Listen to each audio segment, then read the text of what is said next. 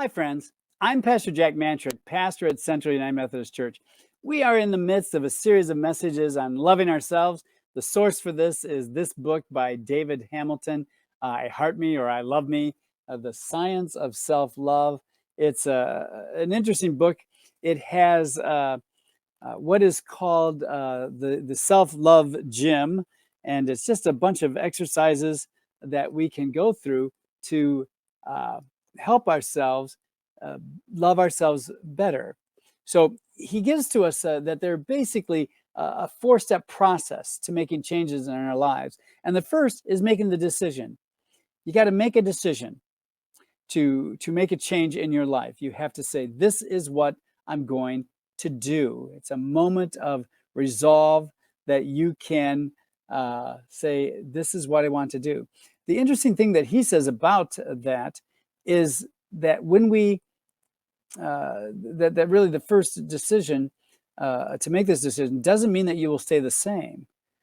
We want to make a decision to love ourselves first. And when we love ourselves as we are, then it's a sort of a paradox of acceptance. Once we accept who we are, love who we are in the present, then change is more likely to happen. So we got to make that decision to love ourselves and to desire that change in ourselves. Second is understanding that opinions are subjective. You know, the world is full of examples that are seemingly beyond our power. We see on every ad for beauty products to get thin. The world tells us what we should look like, how we should be. Even if you want to regrow your hair, you can make that happen, I guess, in these days. That what we consider beautiful, what we consider valued, wisdom over over intelligence, whatever it takes, those opinions are subjective.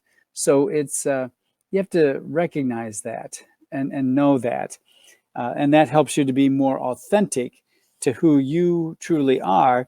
Which brings us to the third step is to allow yourself to be a square peg in a round peg world.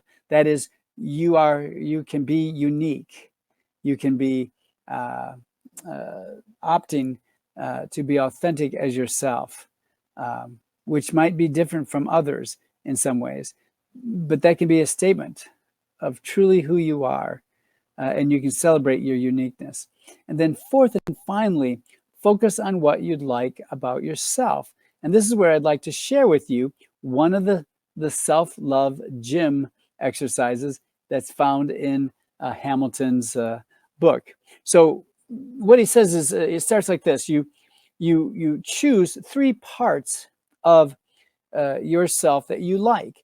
Perhaps it is a physical attribute, but it could also be your sense of humor or your organizational skills, your fashion sense, whatever.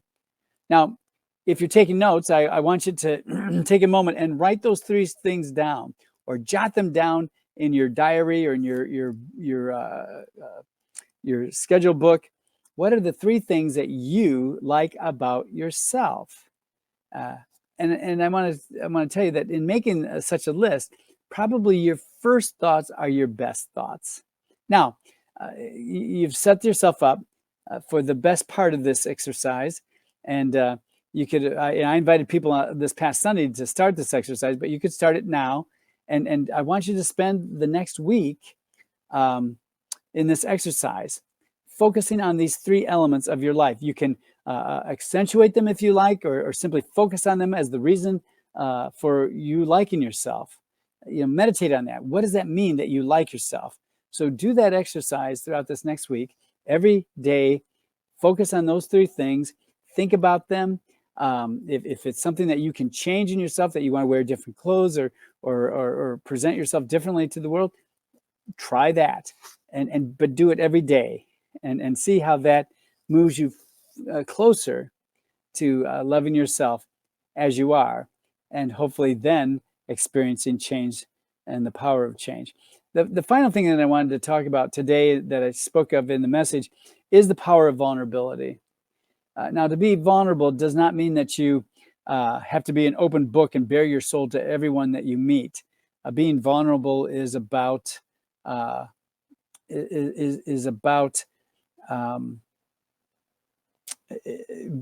letting down your guard and letting your true, authentic self shine through in your relationships and just to everyone.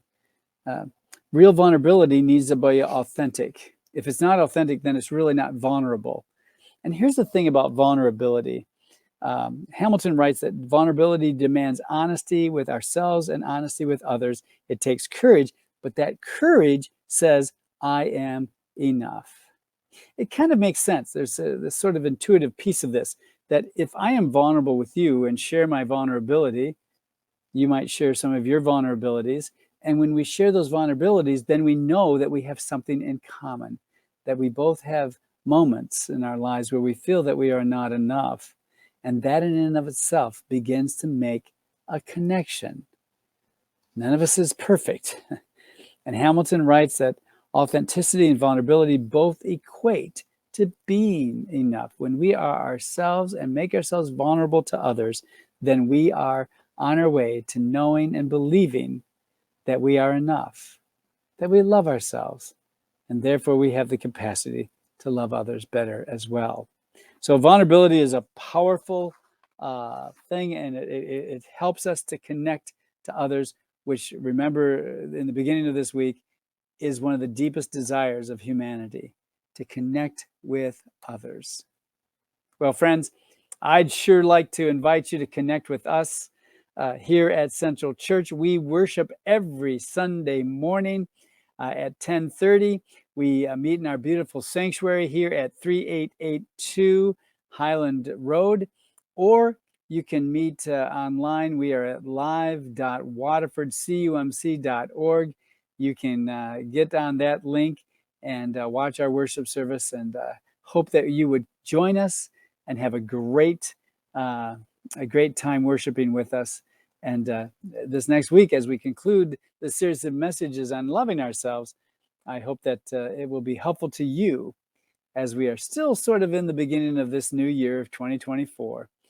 Even though this is now the second day of February, it's still a relatively young year, and we can make some tremendous and life-changing changes. That's repetitive, isn't it? That we can change our lives for the better throughout this year. May it ever be so, if that's what you desire, in the name of Christ our Lord. Have a great Friday, and God bless.